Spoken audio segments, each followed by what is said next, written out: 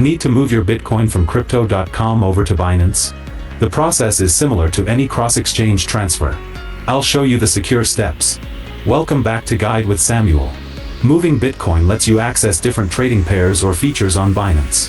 First, in Binance, find your Bitcoin deposit address. Make sure you're on the Bitcoin network. Then, in Crypto.com, go to Withdraw for Bitcoin, paste the Binance address, and send. The Bitcoin network will confirm the transaction, which can take from 10 minutes to over an hour depending on network congestion. A crucial pro tip: use a memo or tag if required. This is more common for coins like XRP or XLM, but always check if Binance requires a memo or tag for the deposit. If they provide one and you don't use it, your funds could be lost. Bitcoin doesn't use memos, but it's a critical habit for other cryptocurrencies. And just like that, you can arbitrage or utilize different platforms. Transferring between exchanges makes you a more versatile crypto user.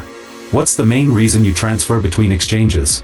For your final question, subscribe for our next video on how to find your Crypto.com deposit address. Thanks for watching.